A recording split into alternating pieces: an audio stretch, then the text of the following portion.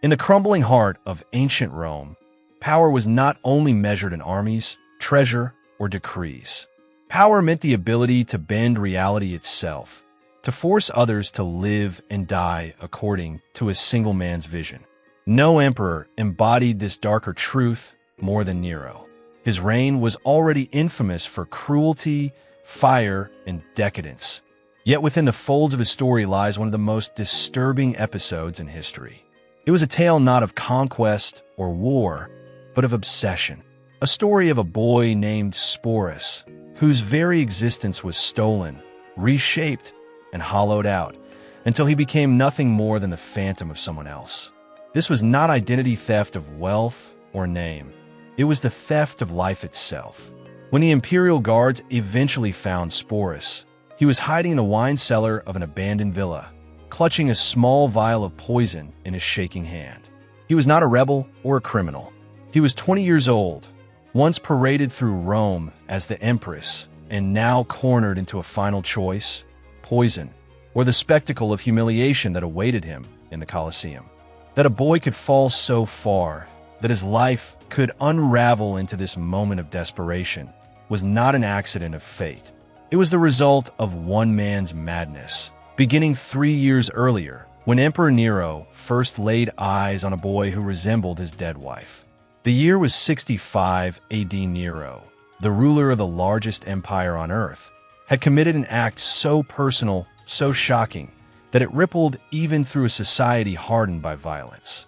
In a fit of rage, he killed his own pregnant wife, Poppaea Sabina, with his bare hands. The accounts differ. Some say it was one brutal kick to her belly.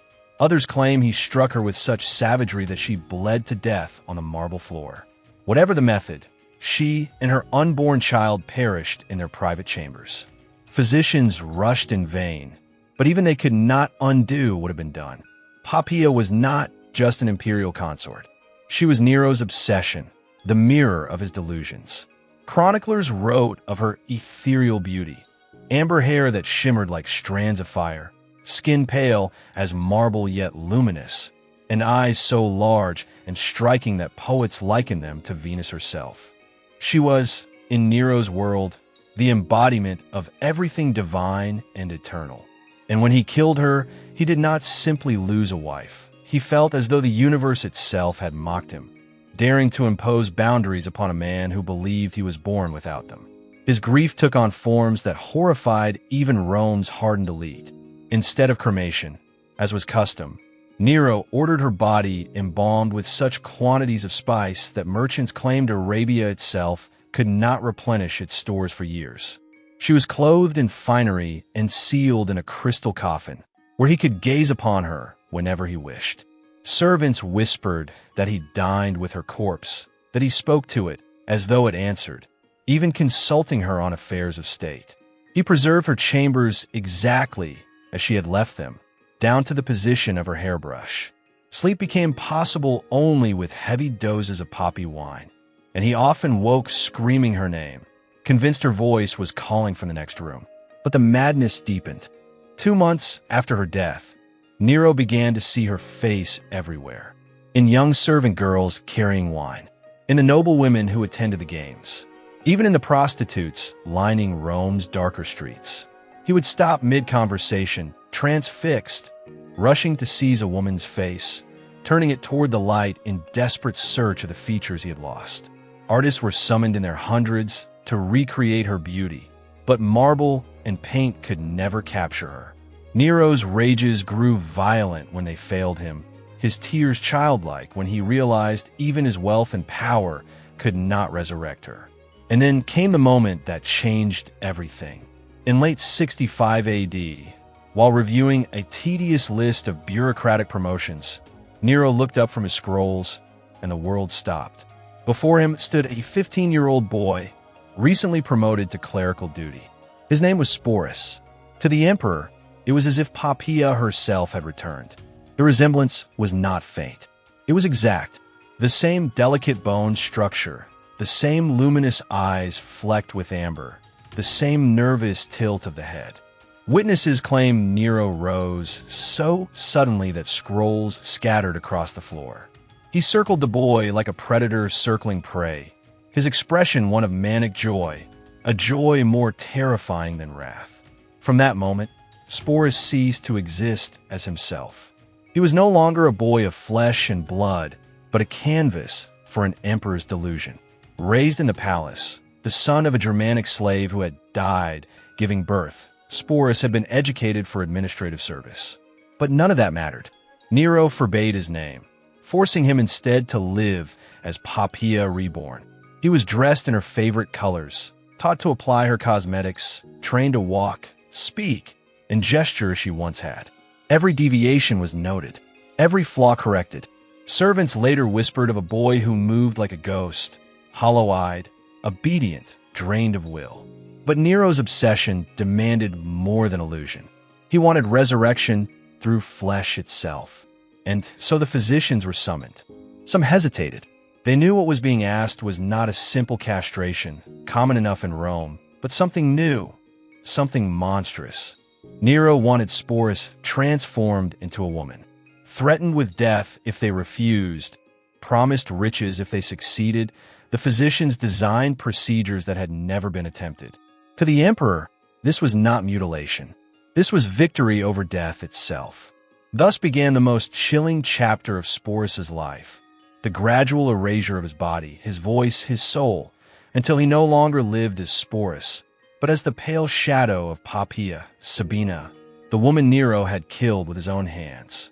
Under the cover of night, on the eve of a surgery that would alter history, something remarkable and deeply unsettling occurred. Nero, the Emperor of Rome, stepped quietly into Sporus' chambers. In his hands, he carried a small wooden box, unassuming in appearance, yet containing an object heavy with meaning. He opened it to reveal a ring, Poppaea's wedding ring. It was no ordinary band, but a dazzling emerald of massive size, framed delicately with pearls. Nero slid the ring onto Sporus' finger, where it hung loosely, as if mocking the boy's fragility. Looking at him with manic certainty, Nero whispered that tomorrow would mark a rebirth. Sporus would no longer be who he was, but who he was always meant to be. He promised that he would love Sporus just as he had loved Poppaea. In that dimly lit chamber, Sporus, terrified and broken, found the courage to ask a single question. Would it hurt? For one fleeting moment, something almost human flickered in Nero's eyes, a softness that hinted at pity. But it vanished as quickly as it appeared, replaced by the cold madness of obsession. Birth always hurts, he replied, but what emerges is beautiful. The following day, the palace's medical wing became a theater of horror. A chamber had been prepared specifically for the procedure, shrouded in secrecy and dread. History, perhaps mercifully, does not preserve every detail of what transpired, but fragments of records, whispers from witnesses, and accounts left behind paint a grim picture. The surgery lasted for hours, a drawn-out torment punctuated by screams, so piercing they carried through the thick walls, echoing 3 corridors away. Outside, Nero paced endlessly, restless as an expectant father awaiting news of a child. At intervals, he called out words of encouragement, his voice ringing with manic pride, as though his presence could soothe the agony within. When at last the chamber doors opened, what emerged was not merely survival, but a reshaping of identity. Yet survival was far from guaranteed. Infection loomed constantly, threatening to undo the emperor's grotesque vision. The recovery stretched into months, grueling and merciless. Every movement, every breath was shadowed by the risk of death. Sporus had to relearn basic functions, his body no longer his own. And through it all, Nero hovered over him. He supervised treatments with fanatical devotion, carefully adjusting doses of poppy extracts to dull the pain, even lowering himself to change bandages with his imperial hands. To outside eyes, it might have looked like love, but this was no act of tenderness. It was obsession, an emperor tending not to a person, but to a creation, a living sculpture being molded into his fantasy. Each gesture of kindness carried the unspoken reminder that Sporus was no longer himself, but an echo of someone else. As Sporus healed, the transformation expanded beyond flesh and bone. Tutors descended upon him like an army. They were tasked with erasing the boy and constructing an empress. He learned to walk in smaller, swaying steps, the gait of a Roman matron. His hands were trained to move with deliberate elegance, to lift a cup delicately, to gesture with restraint. Most punishing of all was the voice training. Day after day, he practiced speaking in higher tones, forcing softness into each word, learning to modulate his voice until it no longer sounded his own. Tutors drilled him endlessly on intonations, even teaching him Poppaea's favorite expressions, her laughter, the subtle cadences she used in addressing members of the court. The transformation was not confined to manners and voice. Imperial seamstresses reconstructed Poppaea's wardrobe with obsessive precision, working from preserved garments to recreate her most iconic dresses. Jewelers reshaped her personal collection to suit Sporus' form, while perfumers blended rare oils and resins to replicate her favorite scents. With each garment, each jewel, each drop of perfume, Sporus was enveloped in a life that was not his own. The illusion was becoming complete, but Nero demanded more. Sporus was not only to look like Poppaea, he was to become her in every conceivable way. He studied her childhood in Pompeii, her first marriage, her rise in Roman society. He memorized her favorite foods, her opinions on poetry and politics. Nero would reminisce about moments shared with his dead wife, and Sporus was forced to respond as if he remembered them, too, weaving himself deeper into a life that had ended years before. Each day was a rehearsal for a role he had never chosen. 6 months later, the first test arrived.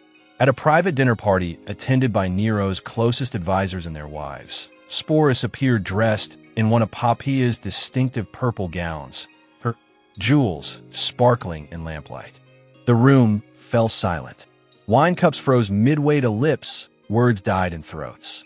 Everyone had heard rumors of Nero's obsession, but to see it before their eyes was something else entirely. In the glow of lamps, with cosmetics expertly applied, Sporus resembled the dead empress so uncannily that for moments at a time, even hardened courtiers forgot themselves. The tilt of his head, the curve of his smile, the way he moved, all of it was Poppaea reborn. Nero beamed with pride, keeping one hand firmly on Sporus as he introduced him not as a freedman, but as his beloved Sabina, invoking Poppaea's family name. The courtiers, masters of survival, played along with forced enthusiasm, praising her beauty, drawing her into conversation as though death had never stolen her away. But the illusion was not perfect. Tacitus, writing years later, recorded the subtle cracks noticed by those who observed carefully. The hands remained too large, the shoulders too broad. The occasional slip into a deeper, natural voice betrayed the masquerade. More heartbreaking were the rare moments when Sporus' true self flickered through, his wit, his sadness, his intelligence. Witnesses recalled glimpses of a personality trying to break free, only to be smothered by the crushing weight of the role. Nero punished these lapses not with violence that could mar the illusion, but with icy withdrawal. Affection would vanish, replaced by threats to find another who could play the part better. Then came the announcement that shocked even Rome, a city accustomed to Nero's madness. In early 67 AD, it was proclaimed that the emperor would marry Sporus, not in secrecy, not as a farce, but as a full state ceremony, a wedding treated as legitimately as any imperial union. Declining to attend was unthinkable.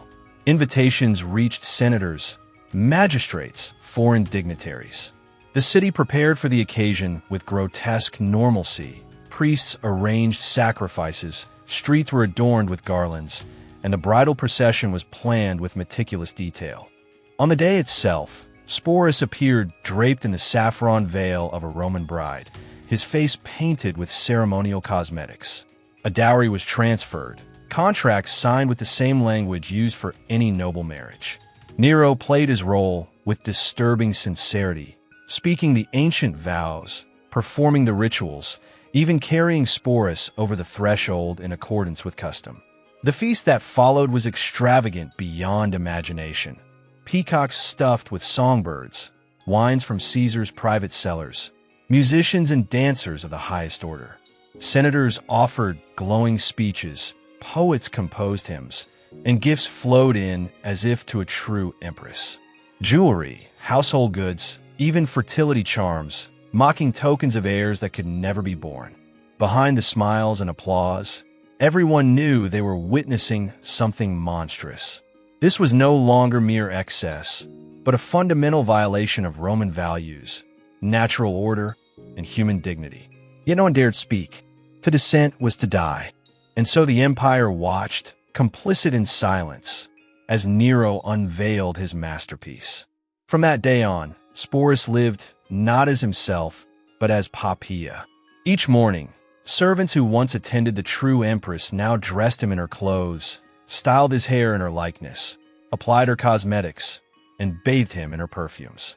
Every gesture, every word, every breath was scripted. His life became a ceaseless performance, staged for the pleasure of an emperor whose obsession blurred love with delusion. If you find this story as unsettling as it sounds, share your thoughts below. And if you want to uncover more of history's darkest truths, the ones never told in classrooms, make sure to subscribe. Because stories like this remind us how far power and obsession can distort reality itself. Nero demanded that his new wife accompany him everywhere, whether it was the theater, the races, grand religious ceremonies, or formal state functions. Sporus was placed in the empress's box at the Colosseum, carried through the streets in the empress's litter, and honored with the ceremonial respect reserved for an Augusta. To the Roman people, always eager for spectacle, this was something both fascinating and grotesque. A boy remade into the ghost of a dead woman. During Nero's extravagant tour of Greece in 67 AD, the illusion reached its most absurd height. The Greeks, eager to flatter their Roman masters, treated Sporus with the same deference they would an empress. He presided over banquets, sat beside Nero during his artistic performances, and even took part in sacred rituals normally reserved only for an emperor's wife. In Olympia, priests even prayed for the couple to be blessed with children, maintaining the charade in spite of its obvious impossibility. But it was in the private spaces of the palace where the horror of Sporus's existence revealed itself. Nero demanded not only that Sporus act as a wife, but that he embody Poppaea, his dead empress, in every detail. He was forced to mimic her preferences, repeat her private jokes, and even mirror her most intimate responses. Any failure to keep the illusion alive could bring either Nero's violent fury or his cold, devastating disappointment, a punishment worse than death to someone whose very survival depended on pleasing a madman. The imperial household regarded Sporus with a mixture of pity, fear, and revulsion. He existed in a liminal space, not man nor woman, not slave nor free, not alive in his own right, yet not truly the person he was forced to impersonate. Servants whispered about seeing him at dawn, standing motionless in the palace gardens, as if unsure how to exist when not performing. Escape attempts inevitably came. Yet how could someone so recognizable ever hope to vanish? His altered appearance, his feminine dress, the imperial jewelry he was forced to wear, all marked him as clearly as a brand. One attempt ended in disaster when his accomplices were captured and crucified in full view of his window, a brutal reminder that even death was not an escape from Nero's obsession. Perhaps the most twisted cruelty lay in Nero's moments of apparent tenderness. In his delusion, he seemed to believe he had truly resurrected his lost wife. He showered Sporus with gifts, spoke to him as though in loving confidence, even shielded him from insults. To outsiders, it might have looked like devotion. But what is love when one person has been surgically and psychologically broken to fit another's fantasy? Over time, the strain warped Sporus's mind. Servants reported that he began calling himself Poppaea even when Nero was absent. They found him conversing with mirrors, switching between his own voice and the forced feminine persona. The boundaries between the boy he once was and the role he had been forced to play blurred into nothingness. Then came the spring of 68 AD. Rebellions shook the empire. The Senate declared Nero an enemy of the state, and even the Praetorian Guard abandoned him. Fleeing Rome, Nero carried with him only a handful of loyal attendants and Sporus. Even on the run, facing ruin, the emperor could not part with his artificial empress. Witnesses later described those final days in the villa outside Rome as a descent into madness. Nero clung to Sporus, begging him to die with him like tragic lovers of old. When news came that capture was imminent, Nero pressed a dagger to his throat. Sporus helped him guide the blade, a final act of mercy in their twisted bond. But with Nero's death, Sporus' ordeal was far from over. Now he became a living symbol, a prize for Rome's shifting rulers. Galba, the first to seize power, treated him with cold formality, but kept him dressed as a woman and addressed as Sabina. Otho, who had once been married to Poppaea before Nero stole her, treated Sporus with disturbing affection and even spoke of marrying him. His reign ended too quickly for that plan to be carried out. Under Vitellius, Sporus' fate reached its most grotesque chapter. The crude, gluttonous emperor saw him not as a symbol, but as a source of entertainment for the mob. He devised a public spectacle in which Sporus would be forced to reenact the myth of Proserpina, abducted to the underworld. In this performance, he would be publicly humiliated, assaulted, and killed. Faced with this final degradation, Sporus chose his own end. Whether by poison or by opening his veins, sources disagree. But all agree he died by his own hand at barely 20 years old. The tragedy of Sporus is more than a story of Nero's madness. It is a haunting lesson about the erasure of identity, the destruction of autonomy, and the corruption of absolute power. His true self, the boy before Nero, was erased so thoroughly that even his real name remains uncertain. Sporus itself may have been a cruel nickname, meaning seed or sown thing. Modern historians debate whether his suicide was his only act of self-determination or whether small moments of resistance, the escape attempt, the decision to help Nero die, also represented his fractured agency.